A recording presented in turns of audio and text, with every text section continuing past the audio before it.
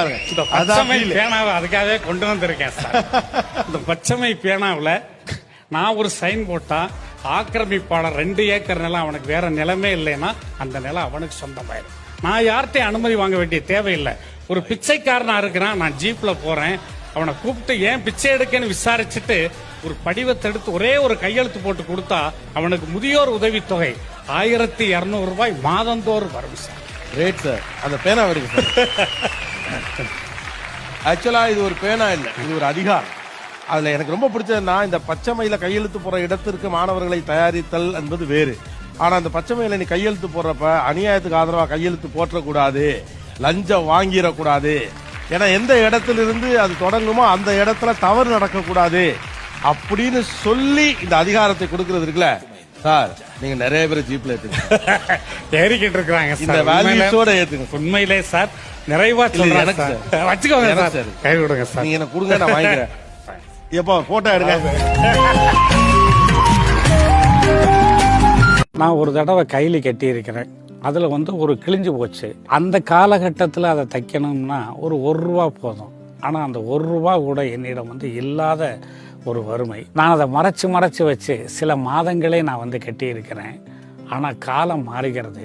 இன்று நான் போட்டிருக்கிற ஷூ 2500 ரூபாய்.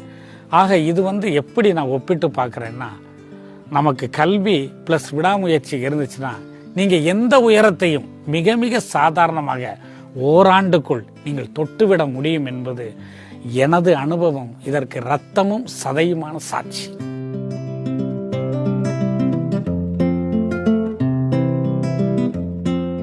ஒவ்வொரு வார இறுதி நாட்களிலும் விருதுநகர் மாவட்ட ஆட்சியர் வளாகமே ஒரு குட்டி கல்லூரி போல காட்சியளிக்கிறது. காரணம், தாசில்தார் மாரிமுத்துவின் அரசு போட்டித் தேர்வு வகுப்புகள். கடந்த 17 ஆண்டு காலமாக நடந்து வரும் இந்த பயிற்சி வகுப்புகளில் தற்போது தமிழகத்தின் 20 மாவட்டங்களைச் சேர்ந்த சுமார் 4000 பேர் படித்து வருகின்றனர். இதுவரை இந்த பயிற்சி வகுப்புகளில் படித்து அரசு பணியில் இருப்பவர்கள் மட்டும் சுமார் 10,000 பேர். இதையெல்லாம் தாண்டி இந்த பயிற்சி வகுப்பின் முக்கிய சிறப்பே இது முற்றிலும் இலவசம் என்பதுதான். ஒரு 20 பேர் அந்த லெவல்ல தான் இருந்தது. அப்புறம் நாளடைவில் அதில் 100, 120 வெளியில உட்கார்ந்தாங்க, அங்கே மரத்தில் உட்கார்ந்தாங்க. அப்படியே பல்கி பெருகி பெருகி பெருகி இன்றைக்கு 4000 பேர் என்னிடம் படிக்கிறார்கள். கொல்கத்தா துறைமுகத்தில் ஒரு ஆச்சரியம் கவனிங்க. நான் யாரையுமே இங்கே ஃபுல்லப் ஆயிருச்சு, உட்கார இடம் இல்லை, நீங்கள் போயிருங்க அப்படின்னு எதுவுமே சொல்கிறதில்ல. எனக்கு நான் எப்படின்னா, அவங்க ஒரு கிழிஞ்ச சட்டையை போட்டுக்கிட்டு, ஒரு தேஞ்ச ரப்பர் செருப்பை போட்டுக்கிட்டு, கையில் ஒரு மஞ்சப்பை வச்சுக்கிட்டு சில பேர் வரலாம். ஆனால் நான் அவனை அந்த தோற்றத்தில் பார்க்கறதில்ல. இந்த சாயம் போன மஞ்சப்பைக்குள்ள ஒரு டெப்டி கலெக்டர் இருக்கலாமே, அதை நாம கெடுத்துறதாக அவனோட வாழ்க்கையை டைவர்ட் பண்ணக்கூடாது. அவன் ஒரு அச்சாபீஸில் வேலை பார்க்குறான், நான் அவனை ஃபோன் சொல்லிட்டா அவன் பழையபடி அச்சாபீஸ் போவேன், நான் வான்னு சொல்லிட்டா டெப்டி கலெக்டர் ஆயிடுவான். ஒரு காலத்தில் ஏழ்மையின் கோரப்பிடியில் சிக்கி ஒருவேளை உணவுக்கு சிரமப்பட்டவர்கள் இன்று மாரிமுத்துவின் உதவியால் அரசு வேலை கிடைத்து பொருளாதார ரீதியாகவும் சமூக ரீதியாகவும் மதிப்பிற்குரிய இடத்திற்கு முன்னேறி இருக்கிறார்கள். அதில் வருவாய் ஆய்வாளராக பணியாற்றும் சடைக்கிழவன் மற்றும் கிராம நிர்வாக அலுவலராக பணியாற்றும் பாலசுப்பிரமணியன் ஆகியோரின் கதைகள் அனைவருக்கும் உத்வேகத்தை அளிக்கக்கூடியவை. இவர் சடைக்கிழவன் என்பவர் MA முடிச்சிருக்கிறாரு. சித்தால் வேலைக்கு, கட்டட வேலைக்கு போய்கிட்டு இருந்தார். அவர் முதல்ல இங்கே உட்கார்ந்து ஆர்வம் மிகுதியாக படித்து படித்து படித்து இப்பொழுது நமது விருதுநகர் கலெக்டர் ஆஃபீஸிலேயே ஏசி ரூம்குள்ளே உட்கார்ந்து இருக்கிறதை பார்க்கும் பொழுது உண்மையிலே நானே அங்கே உட்கார்ந்தது போன்ற மனநிலையை அடைகிறேன்.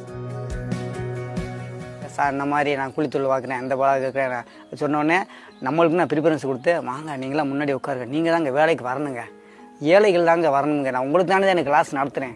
அதன் அடிப்படையில் தான் நான் வந்தோம். 2வது கிளாஸில் 2வது எக்ஸாம்லேயே பாஸ் பண்ணிட்டேன். ஒரு மண்ணு மாதிரி இருந்தால் கூட அவனை மிகப்பெரிய மனிதன் ஆக்கிறார், அறிவாளி ஆக்கிறாரு.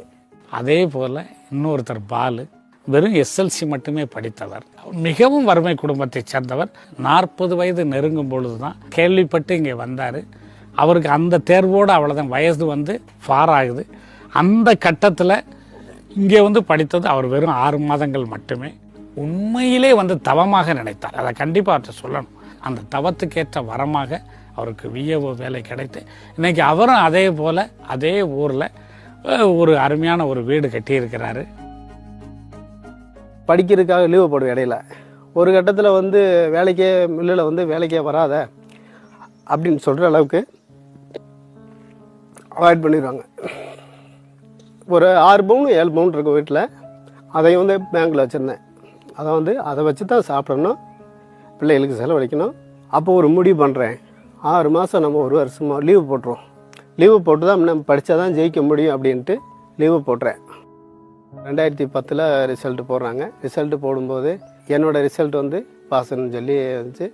எங்கள் அப்பா அம்மா வந்து சந்தோஷப்பட்டதை விட சார் வந்து அவ்வளவு சந்தோஷப்பட்டாங்க. அதை வந்து இன்டர்வியூக்கு வர சொல்கிறாங்க.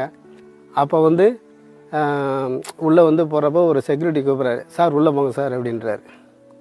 அப்போ வந்து அது ஒரு சந்தோஷம். நம்மளை ஒரு ஆள் சாருன்னு சொல்கிறாருன்னு என்ன, அந்த சந்தோஷம் தான் எல்லாத்தையும் விட. அன்னைக்கு அப்போ நினச்சது வந்து சார் தான் நினச்சேன். விருதுநகரில் உள்ள கூமாப்பட்டி கிராமத்தில் பிறந்த மாரிமுத்து ஏழ்மை காரணமாக கல்லூரி படிப்பையே கடும் சிரமங்களுக்கு இடையேதான் நிறைவு செய்தார். பட்டப்படிப்பு முடித்தும் வேலை கிடைக்காததால் சுமார் 7 ஆண்டுகள் பள்ளி மாணவர்களுக்கு டியூஷன் எடுத்து அதில் கிடைக்கும் பணத்தின் மூலம் தனது அன்றாட தேவைகளை பூர்த்தி செய்து வந்தார். டியூஷன் போக மீதமிருந்த நேரத்தில் அரசு தேர்வுக்கு படித்து 1995ஆம் ஆண்டு நடந்த TNPSC தேர்வில் மாநிலத்திலேயே முதல் மாணவராக தேர்ச்சி பெற்றார். ஆனால் அரசு வேலை பெற தன்னை போல ஏழை மாணவர்கள் வேறு யாரும் சிரமப்படக்கூடாது என்பதற்காக 17 ஆண்டுகளுக்கு முன்னர் அவர் எடுத்து வைத்த இலவச பயிற்சி வகுப்பு என்ற விதைதான் இன்று விருட்சமாக வளர்ந்து நிற்கிறது. நாங்கள் 2003 நாங்கள் வந்து தமிழ்நாடு முழுவதும் நிரந்தரமான அரசு ஊழியர்கள் எல்லாம் ஒரு ஸ்ட்ரைக் அடிக்கும் பொழுது வந்து திடீரென்று தமிழக அரசு நிரந்தர ஊழியர்களையும் வந்து பதவி நீக்கம் செய்துவிட்டு 4000 ரூபாய் என்ற தொகுப்பூதியத்தில் வந்து தமிழ்நாடு முழுக்க வந்து தற்காலிக ஊழியர்கள் வந்து பணி நியமனம் செஞ்சாங்க. அந்த கட்டத்தில் வந்து அவங்களுக்கு TNPSC ஒரு தேர்வு வைக்குது. இந்த தேர்வில் நீங்கள் பாஸ் பண்ணால் மட்டும்தான் உங்களை வந்து நாங்கள் வந்து ரெகுலர் பண்ண முடியும் அப்படிங்கிற ஒரு கண்டிஷனோட விருதுநகர் மாவட்டத்தில் மட்டும் 150 பேருக்கு மேலே இருந்தாங்க. அதில் அந்த 150 பேரை நான் ஒருங்கிணைத்து ஒரு இடத்துல வச்சு விருதுநகரில் நான் பயிற்சி சொல்லித்தரேன்னு சொல்லி ஒவ்வொரு சனி ஞாயிறும் அவர்களுக்காக ஒரு சிறப்பு வகுப்பு வந்து எடுத்தேன். அதில் அந்த 150 பேரில் வந்து 145 பேர் வந்து தேர்ச்சி பெற்று நிரந்தர அரசு ஊழியர்கள் ஆயிட்டாங்க. அப்போ இதையே வந்து நம்ம வந்து கண்டினியூ பண்ணுனா நம்ம உண்மையிலே பிறந்ததுக்கு ஒரு அர்த்தம் கிடைக்கும் என்ற அந்த விதையை நான் முழுமையாக வளர்த்து இன்று மரமாக்கி விட்டேன்.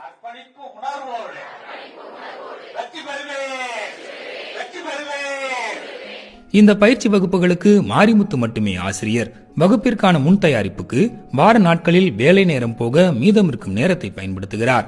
பல்வேறு மாவட்டங்களைச் சேர்ந்த மாணவர்கள் இந்த பயிற்சி வகுப்பிற்கு வருவதால் அவர்களின் வசதிக்காக 15 சிறப்பு பேருந்துகளை தமிழ்நாடு அரசு போக்குவரத்து கழகம் வார இறுதி நாட்களில் இயக்குகிறது என்பது ஆச்சரியமான ஒரு தகவல். இத்தனை பெருமைகளை கொண்டிருந்தாலும் மாணவர்களுக்கு போதிய இடவசதி செய்து தர முடியவில்லை என்பது மாரிமுத்துவுக்கு ஒரு நெருடலாகவே பல நாட்களாக இருந்து வருகிறது. குறைந்தபட்சம் ஒரு 25 முதல் 50 சென்ட் வரைக்கும் நம்ம இடம் வாங்கி அங்கே வந்து எல்லாரும் வந்து நல்லா உட்கார்ற அளவுக்கு கூடுதல் வசதிகளோட நிறைய ஒரு சொஃபஸ்டிகேட்டடாக வந்து அவங்களுக்கு இடம் அமைத்து அவங்களுக்கு ஒரு பயிற்சியை கொடுக்கணும். இன்னும் வந்து அடிக்கொருக்கா வந்து அவங்களுக்கு வந்து சாப்பாடு கொடுக்கணும். இது போன்ற ஒரு மன நிறைவான மன மகிழ்ச்சியான விஷயங்கள் வந்து எனக்கு வந்து ரொம்ப உண்டு சார். உங்களது கோல் எதுவோ அதை நோக்கிய 24 மணி நேரம் அதை பற்றிய சிந்தனையாக எனது பாணியில் நான் சொன்னேன், கல்வி பிளஸ் விடாமுயற்சி ஈக்குவல் டு விஸ்வரூப வெற்றி. வானம் தொட்டுவிடும் தூரம்தான், வானமும் வசப்படும்.